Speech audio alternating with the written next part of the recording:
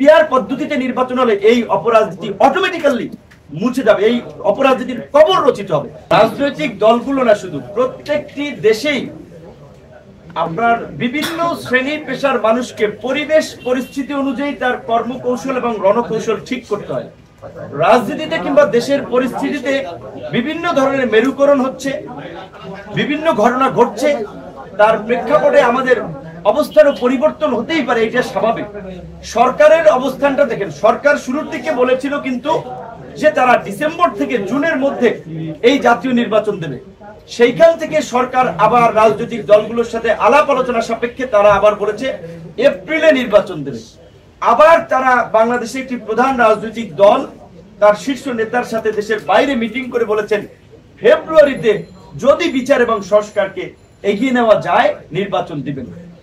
এমনকি বিভিন্ন রাজনৈতিক দলও নির্বাচন নিয়ে তাদের সম্ভাব্য দিন তারিখের একাধিক সময় নিয়ে কথা বলেছে।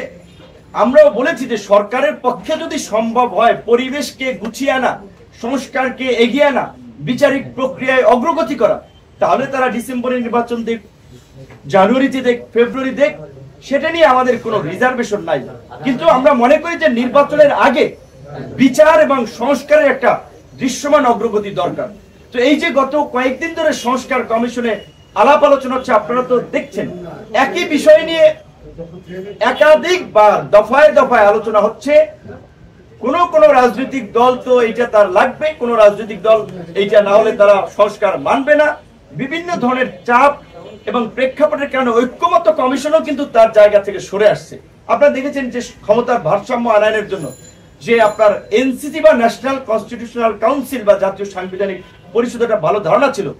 একটি বড় রাজনৈতিক দল সহ কয়েকটি দল একমত না থাকায় সরকারের ঐক্যমত্য কমিশন কিন্তু সেই জায়গা থেকে সরে এসেছে। কাজী রাজনৈতিক পরিস্থিতিতে আমাদেরও পজিশন চেঞ্জ করাটা কিংবা সরে আসাটা এইটা একটা স্বাভাবিক। তবে আমরা মনে করি যে বাংলাদেশের গণতান্ত্রিক অগ্রযাত্রায় আগামীর ভবিষ্যৎ নির্ধারণের ক্ষেত্রে একটা অবাধ, সুষ্ঠু, নিরপেক্ষ নির্বাচন বাংলাদেশের জন্য জরুরি। সেই নির্বাচনের জন্য পরিবেশ আগে সৃষ্টি করতে হবে। সেই জন্য সরকারের যে সময়টা লাগে সেই সময়টা সরকারের নেওয়া দরকার। এবং আরেকটি, বাংলাদেশের শাসনতান্ত্রিক ব্যবস্থায় পরিবর্তনের জন্য যে বিষয়টি নিয়ে আলোচনা হচ্ছে, আমরা মনে করি এটি অত্যন্ত প্রাসঙ্গিক এবং বাংলাদেশের প্রেক্ষাপটে একটি যুগোপযোগী আপনার ধারণা। সেটি হচ্ছে সংখ্যানুপাতিক হারে নির্বাচন বা পিআর পদ্ধতিতে।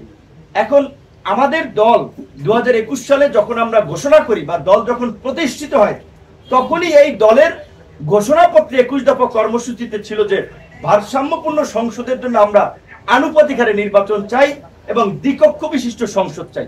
এখন এটা আমাদের দলের পজিশন। এখন দেখা যায় বাংলাদেশের স্বাভাবিকভাবে একটি বড় রাজনৈতিক দল সহ তাদের অনেক মিত্ররা পিআর পদ্ধতি চায় না, তাহলে এখন আমি চাইলে তো হবে না।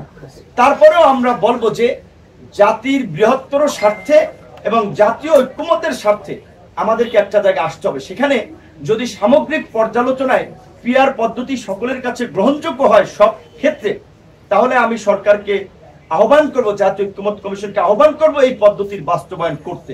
আর যদি পুরো প্রক্রিয়ায় সংখ্যানুপাতিক নির্বাচন কিংবা পিআর পদ্ধতির প্রয়োগ সম্ভব না হলেও যেই আলোচনাটি হচ্ছে, অন্তত একটা জায়গা আমাদেরকে যেতে হবে। সেটি হচ্ছে যে অনেক দল বলছে যে সংসদ দ্বিকক্ষ বিশিষ্ট সংসদের অন্তত উচ্চকক্ষে পিআর। তো এখন ওই যে ধরেন আমরা 100 ভাগ চাইলাম, 100 ভাগ না পাইলাম, 80 ভাগ, 70 ভাগ, 50 ভাগ পাইলেও তো আমরা মনে করবো যে এই গণ অভ্যুত্থানের অংশীজন হিসেবে এই গণ অভ্যুত্থানের প্রেক্ষাপট তৈরিতে আমাদের যে ভূমিকা, তার প্রতি সরকার এবং ঐক্যমত্য কমিশন সম্মান দেখেছে। সেই জায়গা থেকে আমাদের একটা সমর্থন থাকবে। পাশাপাশি বাকি দলগুলোরও কিন্তু মতামত এবং অবস্থান থাকতে হবে যে তারা কি পুরোটা পিআর চাচ্ছে নাকি শুধু উচ্চকক্ষে পিআর। সেইটা আসলে রাজনৈতিক ঐক্যমতের ভিত্তিতেই ফাইনালি সিদ্ধান্তটা নিতে হবে। তবে ওই যে বাংলাদেশে যে আধিপত্য বিস্তার, দখলবাজি, চান্দাবাজি, পেশি শক্তির যে রাজনীতি, এলাকা নিয়ন্ত্রণের যে রাজনীতি, পিআর পদ্ধতিতে নির্বাচন হলে এই অপরাজনীতি অটোমেটিক্যালি মুছে যাবে, এই অপরাজনীতির কবর রচিত হবে। সেই ক্ষেত্রে তো অনেকে চাবে না। পিআর পদ্ধতিতে যদি নির্বাচন হয় আধিপত্য বিস্তার থাকবে না। এই যে দীর্ঘদিন ধরে আমাদের সুশীল সমাজ স্থানীয় সরকারকে আপনার ক্ষমতায়ন করার জন্য আপনার উন্নয়ন কর্মকাণ্ডে এমপিদের যুক্ত না হওয়ার জন্য যে কথাগুলো বলছে, পিআর পদ্ধতিতে হলে উপজেলার চেয়ারম্যান, ইউনিয়ন পরিষদের চেয়ারম্যান, তাদের ক্ষমতায়ন হবে, তারা উন্নয়ন কর্মকাণ্ডে ব্যস্ত থাকবে, এমপিরা আইন প্রণয়ন নিয়ে ব্যস্ত থাকবে। এমপিদের কাজ তো আসলে টয়লেট, পাবলিক টয়লেট উদ্বোধন করা কিংবা 5 লাখ টাকার সড়ক উদ্বোধন করা না। এই ক্ষেত্রে স্থানীয় সরকার শক্তিশালী হবে। পিয়ার পদ্ধতিতে নির্বাচনের আমাদের যে কেন্দ্র দখল, সিল মেরে একজনের কেন্দ্র দখল করে জিততে চাওয়ার প্রবণতা, এইটা থাকবে না। হানাহানি মারামারি রাজনীতি থাকবে না।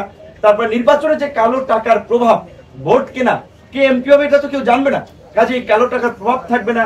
পিয়ার পদ্ধতিতে সুবিধা, এই অসুবিধা দুই একটা হলেও অনেকগুলো সুবিধা আছে, সবাই বিবেচনা করুক। আমরা ইস্যুটা তুলেছি, অন্যান্য দলও এটার সাথে আছে, সবাই আলাপ আলোচনার প্রেক্ষাপটে যেই সিদ্ধান্ত হয় আমরা সেটাতেই একমত।